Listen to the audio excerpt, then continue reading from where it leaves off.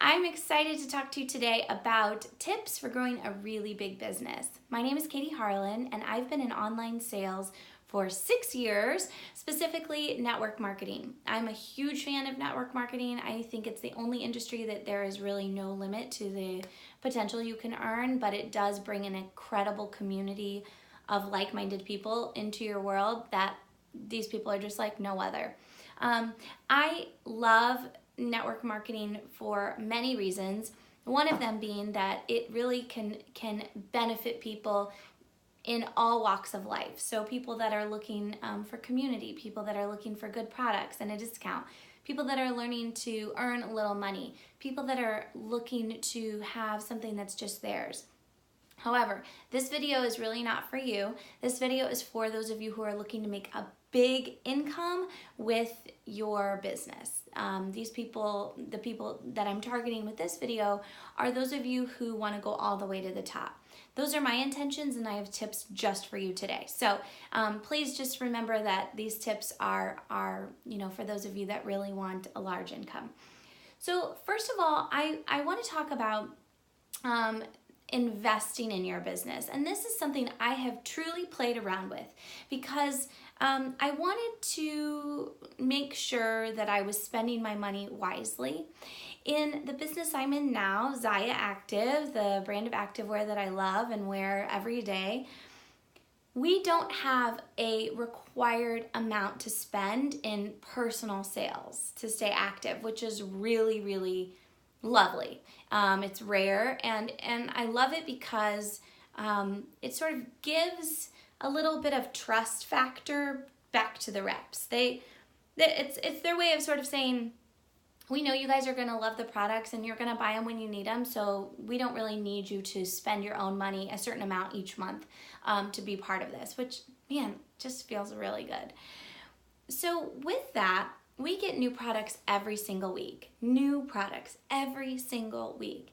And when I started, I was really averse to buying every single new product because it felt sort of frivolous and wasteful, and in an age where it feels really good to sort of minimize, that felt like a lot. So I tried to only buy things that I really, really, really wanted. Well, that gets hard because our stuff is so darn good that I really, really wanted everything. But I kind of stuck to that. However, I noticed that when I did purchase a new release item and show my network, my sales of that item were so much higher. It was like night and day difference. Like, let me promote a product I've never tried, or let me promote a product that I'm showing you on my body and I can tell you how great it is. Night and day difference. So I started applying that. Now, I still don't buy every single thing that is released. It still has to be ideal for my body type. So for example, I'm 5'2". Our leggings are too long for me, so anything that's released in a legging, the full length pant, I don't purchase.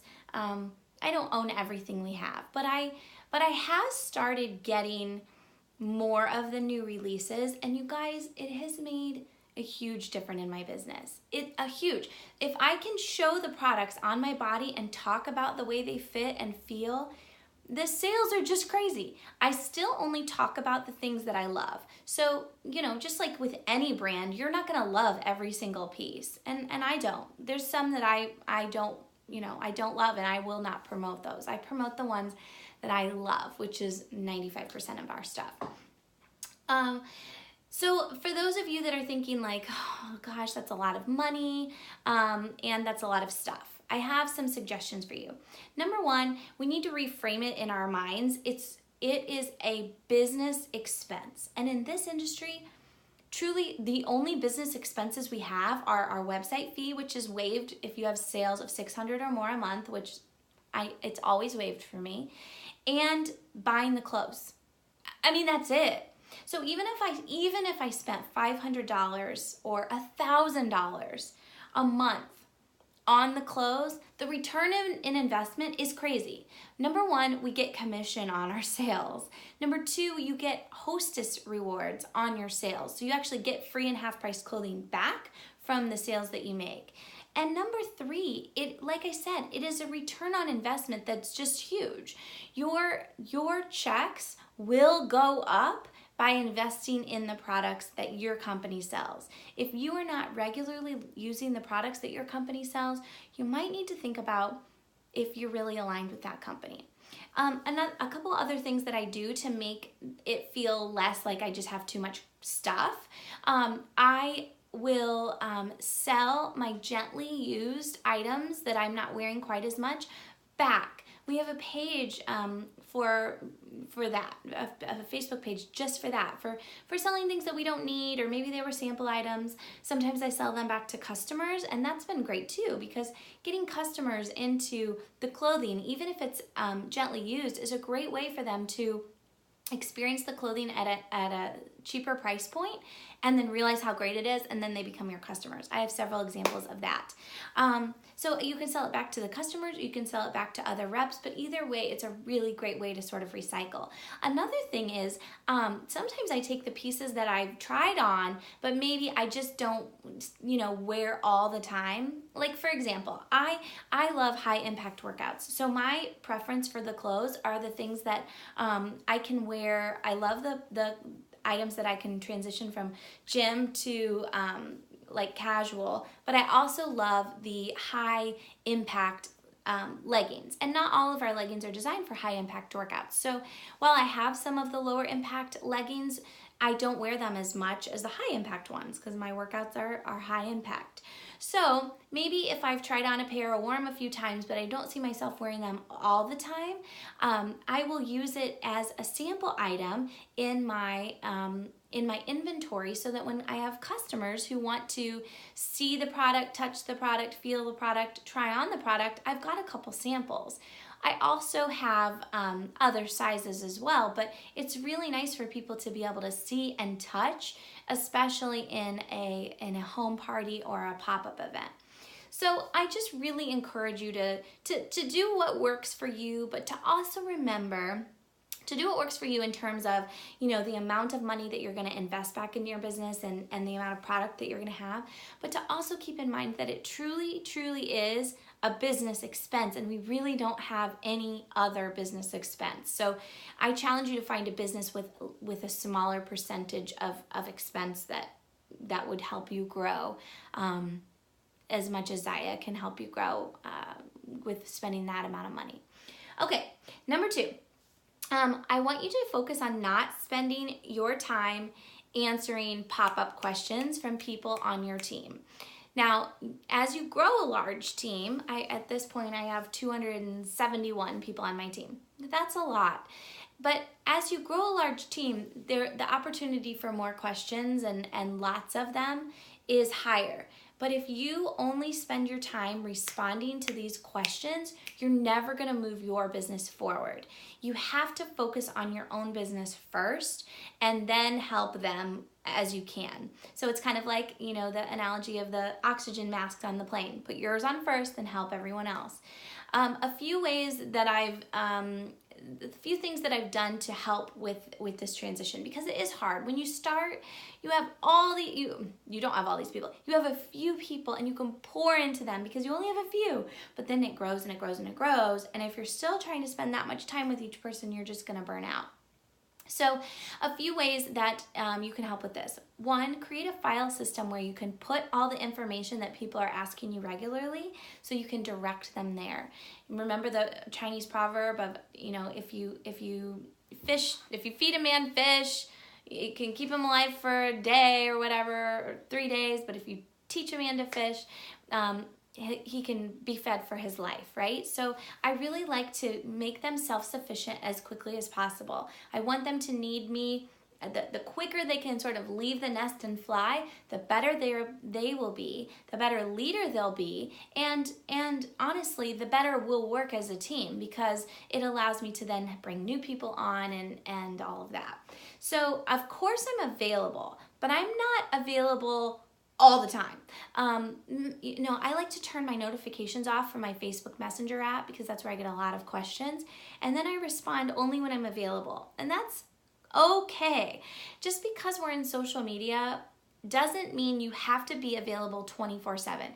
Even if you're on social media and you read the message, you do not have to respond right then. I think we get in our head that, oh, they've seen we've read the message, I have to respond, but no, you do not. You make it work when it fits into your office hours. So that's something I'm always working on, because it is very instinctual or habitual to just respond right away. But I find that if I do that without carving out the time, that I can be rude in my messages because I'm just like in a hurry. So to give my team the best of me, I really need to be responding when it fits into my workday. So try to avoid that automatic response when someone sends you a message, and fit it into your office hours, number one. Number two, direct them to a place where you house files and that kind of thing. And then encourage them also, to use the team page for that kind of thing. I like to make sure my team knows that I do not know all of the answers.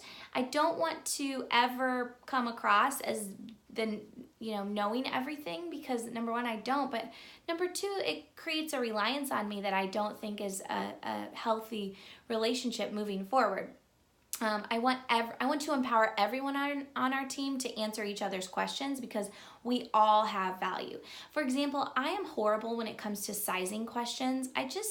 It's like a detail thing, and I'm just like not super detail oriented. So I try really hard not to answer those questions in our team page when someone has a question about sizing, because honestly, I don't think my answer is the best answer. I think there are other people on our team that will answer much better, much more thoroughly, and much more accurately than I will. So, just make sure that you're using your time wisely and you're not reacting to every single thing that comes your way. You're fitting it in, focusing on your business first, and then you're helping your team be self-sufficient. Okay, and then the last thing, guys, remember that, if you are a rock star at sales, that's really great. If you're a rock star at recruiting, that's really great. But it really doesn't go very far unless you can duplicate it down to your team. And so anything I do successfully in this business, I always think, okay, how can I teach my team to do this? What am I doing right now that's making XYZ easy? Or what am I doing right now that's helping me be successful with this task? And then I do a training on it, similar to this, and I shoot it out to them. Or I record it for the world, and then I send them that link, which is what I'm doing now. But I think it's really important that we're always doing the tasks that we're doing are not so complicated that your team can't duplicate them. Think about that with your systems. What can you teach your team to do that is easy and simple? In our business, in Zaya, it's really, really simple. So I try hard not to complicate it with fancy technological things. If what you've got is working for you, if what I've got is working, I just try not to complicate it, because complication is not what people want, and it's really not very duplicatable. So just keep that in mind as you are finding success in this business. What can you teach your team to do that you've been able to do, and what's easy to duplicate down into your downline? Okay, I hope that was helpful. This is a bit longer than I intended, so if you made it to the end, well done. And if you're looking for a business opportunity where you can make unlimited money by doing simple things like wearing activewear and sharing it with your friends and family, I would love for you to contact me, because this feels like a golden opportunity, and I just really want to share it with as many people as possible. So thanks for watching, guys. Have a great day. Talk to you soon.